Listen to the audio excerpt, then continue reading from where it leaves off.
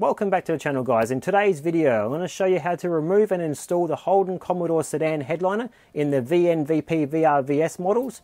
So what changes on these sedan headliners is basically up the front where the rear view mirror is. That could be on the windshield or it could be on the headliner. If it's on the headliner, you will have like a triangle cut out. Also, what changes on these is in the middle there you may have a small dome light or a large dome light with two map lights, usually seen on the Calais models. Also, the grab handle at the front passenger is not universal on all models, but the two grab handles at the rear are.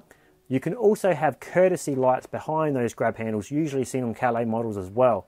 And also the colour, they're all discontinued as in what came out with the factory. I have not seen any of these original materials on the market for like at least 10 years. So I'll show you what we use in a minute for these ones, but they usually came out in a blue steel, a blue slate, and also like a mulberry type of colour, a brown, and then they also had a bunch of shades of light greys as well. So with the fabric that we use for today's job, or any of these jobs anyway, we use two materials to match up to the original material. So if you have a light coloured, beige, creamy coloured sun visor, we use our number 3 material, which is light grey velour. And if you have like the medium to dark grey type of material, like the blue steel, we use our number 2 dark grey charcoal. We find that it's the best match on the market to these cars and also really good quality. So all the links to all our products that we use will be in the description below.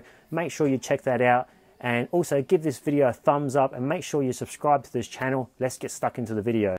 Okay, so here we are. We have the Holden Commodore VNVP VRVS model in today in the sedan range, and they're pretty much all the same headliners. There's a slight variations that do change on these. They can have the center dome light, or they can have like the larger dome light with the two map lights attached to it. Also, the rear view mirror may be on the headlining or it may be on the windshield itself. And another thing that do change on these cars is the grab handles at the rear.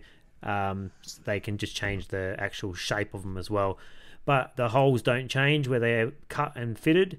Also, they can have the rear courtesy lights right at the back as well, so that would be behind the two rear grab handles. There would be a couple of courtesy lights. So let's get stuck into this one. I'll show you the steps involved in to remove the car headliner board out of the car completely. So this one measured in at 1.7 meters, and that includes the overhang. So we usually sell these the material on our sales page for ½ meter length. So the order total would be 2 meters for one of these cars, and the color that we would usually use on these cars would be either the dark gray charcoal, which is the dark gray charcoal velour, which is our number 2 material that's listed on our site. And you can see here how we hold it up against the pillars. So if you have got darker coloured sun visors or dark pillars, or even just a medium to darker grey, well then our dark grey charcoal is the one that would match. So there is a lot of discontinued stock on these cars as well. There is like the blue steel and the blue slate and the mulberry type of colours. They're all discontinued on these cars. So from our past experience, we always find that the dark grey charcoal is the one that matches perfectly to these cars anyway. So if you did have the beige coloured, like really light grey beige coloured sun visors, like almost a cream colour, well then we suggest to use our number 3 velour, which is the light grey opal type of velour, and that seems to match up really well to any light coloured sun visors that you may have. Also, be aware of the rear sections on these car headliners, because these are the only ones that are kind of made out of a cardboard type of material. So they're not like a fiberglass or a hard panel, they're just cardboard. So if any moisture's got to the roof lining, or maybe the Velcro tabs have given way from factory because they're only held in by 3 little Velcro tabs, if anything of that gave way, or even just sun damage and just the heat alone, combination of a lot of things can make these headliner boards bow really bad, and they get a nasty bow at the back section. So when you go to try to straighten them, you can get those crease lines where I'm pointing at right now, and they kind of show through the material. So just keep that in mind, that if your board is already bent and bowing out of place, when you do go to push it nice and flat again, it can get that bad ripple effect, or that line through the middle section. Also, you do get ripples and little creases down the sides of these headliners as well, because they're just sometimes it's like a corrugated cardboard that starts to warp out of shape. Also, they can get quite brittle and very, you know, you just push on them basically, and then they can actually break in your hand. You can feel the boards break from behind. They get so brittle that you could almost put your fingers through the board itself. So if that is the case, you'll probably find that you won't be able to remove one of these headliner boards out of the car without snapping the board in half and the thing just falling apart in your hands. So these ones are going to get extremely rare soon, and you won't be able to find any good ones in the wreckers. Even now at the moment, you just can't find any good boards at all. So what I'm trying to do is I'm trying to source a really good board to start off with and have that as a donor, and then we're going to try to get someone to make a copy of that one, more or less like a fiberglass copy maybe, and then hopefully we can have brand new molds ready for people to purchase in case like the board comes in and it's so broken and so just brittle that it just falls apart that you can't do the repair at all. So hopefully we do make a start on that. Otherwise, that is an option for you guys if you can source that, you know, that method. Otherwise, yeah, they just get really hard to find in the wreckers in good condition, because most of the cars in the wreckers do have the windshields taken out, and then you're going to get the whole car is going to get exposed to a lot of rain, wind, and just sunlight and all that nasty stuff from the atmosphere and the environment. It's just going to come through and damage the board even faster, and you probably find that probably 90% of the, if not more, of the headliner boards in the wreckers for these cars are already pretty much rooted and you cannot use them at all. So yeah, we have got a few in stock, but they're not the best quality ones yet to make a mold from. So we did stop doing the exchanges on these cars based on that reason, because they are so brittle and broken that if we were to give a customer a really good one, we may get a bad one in return that we can't use. Then we have to go to the wreckers and restock ourselves. So that's why yeah, we stopped doing that. But also you can see here that it's very common that people try to glue these headliners up themselves, and what happens is they get a bit of overspray or glue onto that rear panel there.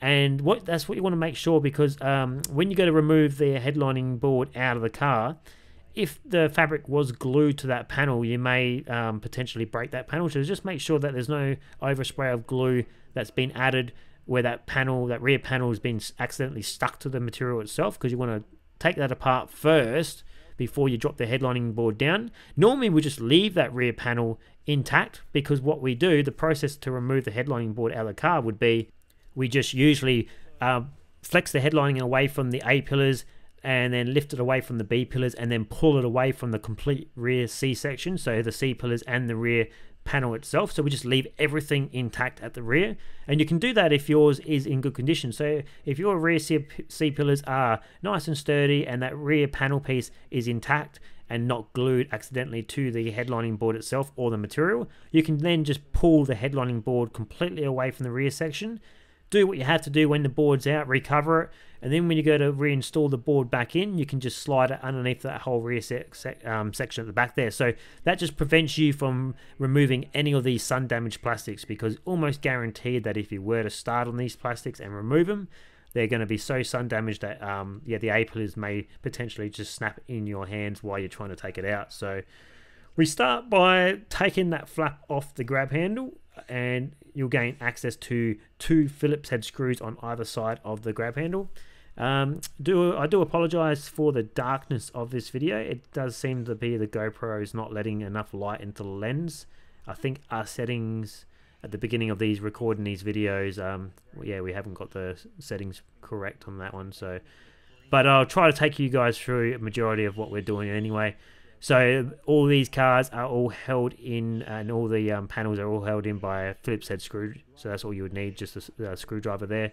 And yeah, we're just showing you the colors that we're going to be using today, which will be the dark grey charcoal that we will be using for the replacement of this one. And yeah, once again, if you do have the cream colored sun visor, you'd use the light grey material. So we go ahead to the back section now. We just pop off those flaps as well, and that will gain access to those 4 screws that we have to take out.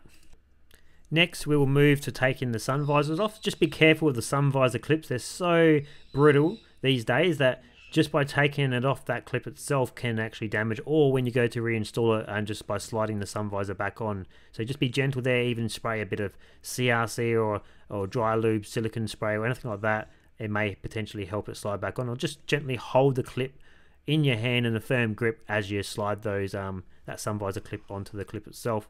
So these are also held in by those Phillips head screws. They're like two thin ones, like really thin. Even the sun visor clip is the same as well, and also those rear vision mirror screws were the same.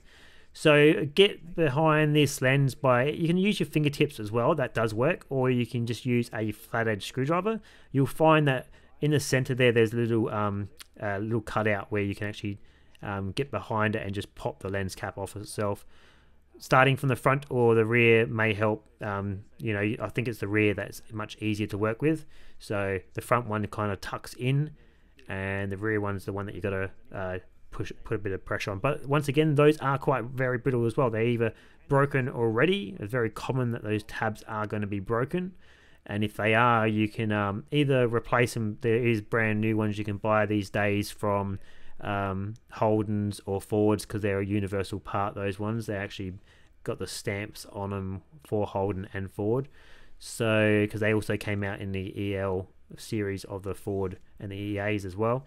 But yeah, you can buy them brand new these days, and then it's the same cap as well that I think is used on the Ford AU and BA and BFs, the domes at the back there. So it's the same little center cap, except for theirs are held in by 4 pot rivets that look like pot rivets, but they're actually just little clips that you've got to get behind with your fingertips and just pull them out. These ones are actually held in by 4 screws. So yeah, moving on, we actually we'll start the next process to drop the board down completely by getting the seals dropped down. So if they sometimes they are Celastic or glued in place by an aftermarket glue or a Celastic, so just if that is the case, they might not drop down like this, and you might have to work around it. But yeah, we normally just drop them down. That way we can get our fingertips under the board and just gently flex the board away from the A-pillars. We just ran our hands along the front there just to make sure that the windshield wasn't accidentally replaced at some stage and accidentally glued the actual material to the windshield, because if that's the case, the board's not going to budge, and you may have to get a razor blade up there to cut the fabric away from the windshield. Then we just push the board up and flex it away from the B-pillars. Normally it helps by having all the grab handles out completely, and you push the board to one side, say all the way to the left, and then you flex it, go back on the, say on the, you flex it all the way to the left on the driver's side, hop in the passenger side, pull the board and push it up, and then flex it away from the B-pillars on one side, and then once you've got one side out, then you can get the other side out. For some reason, the footage did cut out at the moment we did that, so that's why you didn't see that part. But yeah, it was only a quick section anyway, so hopefully we just describe exactly what happened. Once you flex the board away from the A-pillars, flex it away from the B-pillars, then you just pull it away from the complete rear C-section anyway. We lay that blanket down in the middle there because that's what protects the center console as we're sliding the board out. So we're just slightly giving it a slight bow and flex as we're flexing it out the front passenger door, with the door on the rear driver's side completely open because the tail end of this headlining may brush past it, and the front door completely opened as well. And just keep that blanket where it is because you don't want the sharp edges of this headliner dragging along your interiors. And also I'll use my left hand as well to guide it away from any, you know, like the B-pillar if you're scratching that at all, or the seals. So using my left hand to maintain the board away from the panels on the left side, and using my foot now to slightly catch the board at the front to make sure that it's not going to drag or touch away at the door trim itself on the door. And also it keeps it off the floor as well. So I'm using my foot there to keep it off the floor away from the door trim, and then left hand to keep it away from the speed pillar and the seals, and the right hand basically just guiding it away on that blanket there, making sure it's not dragging on the actual interior itself, but if it does, the blanket's there to protect it. If you flex these boards too much, you will get a breakage. They'll break like a bloody biscuit, so just be careful as you're flexing them, because there is tolerance to these things. You flex them too much, they will just snap out of nowhere. So yeah, unless your board's like super soft and pliable, like this one today is actually in good condition. It's got a bow to it, which we're going to show you now on how to get that bow out to some degree. And in the middle there, in the rear section, it's not straight no more, it's got a slight bow. So we're pulling the material off now, and you can see behind the material has gone all orange and crumbly. That's what makes these headliners sag, is the actual foam deteriorating, getting old and crumbly, and when that happens, the material just separates away from the board. So trying to add your own glue to this material is just a waste of time, because what happens is, because the material's got no foam backing anymore, the glue that you do add will just seep through and look like a stain on the visible side. Plus the material either stretches in some places or shrinks in some places. So getting it completely lined up again is going to be a bit of a headache there, lined up so that all the cuts and the imprints of the plastics are not going to be seen. Also, to get it all the way around the edges as well is going to be a pain to actually use the original material. Then you also have to clean the board and clean the back of the material. To clean the back of the material of an old piece of material is going to be extremely hard. And if you leave any fibers on the back of the material, when you lay it down, you're going to get like all these little bumps and imperfections. So very difficult to use a material. I suggest highly not to. If you do spray glue onto these boards, like an aftermarket glue, over the top of those, well, even if it's incorrect glue, you could damage the board, because as you go to, say if someone sprayed glue on this board and we peeled off that old material, when we go to lift up the material, it will peel up the cardboard layer of the panel of the board itself, and it could potentially damage it to the point that you will see imperfections on the new layer of material. And sometimes you can sand these boards down to some degree, otherwise you would have to maybe possibly recover twice. So recover the first layer, and then the second layer will go over the top, because the first layer will hide the imperfections. So there's a few methods you can do to hide imperfections on most cars anyway. So what we just did then, we used a spray bottle with some water in it, and we just slightly misted the back. So nothing too extreme, because you don't want the boards to soak up way too much water. You may potentially add unwanted bend and bows to the board itself. So this is just to make it a bit more like flexible, so it can adapt a new shape. Put a bit of weight in the middle. Nothing that's going to have like a sharp edge to it or dig into one part of the board. So we just, flat surface type of weight. So we just use an offcut, like a roll of Velcro with a tool in there. So it's not, it's not super heavy anyway, but it's enough to apply a bit of weight to it. Then what you want to do is either side, you just want to place like a little space at either side where the grab handles are. It kind of helps with making the bow happen back into the board at the rear there. But if you do anything too extreme and you push too much of an object under it, well, then you end up getting way too much of a bend and a flex in the board, and you may potentially see a crease line happen in the board itself. So don't go too deep with the object under there. Just do it slightly, just enough to add that slight bow. Leave that for a while. If it's a warm day, that's going to dry really quite soon and quite fast. So we'll come to that in probably about 20 minutes time, and that was going to be probably really good and probably ideal for recovery. Well, that brings us to the end of the video, guys. So see you in the next one. Catch ya.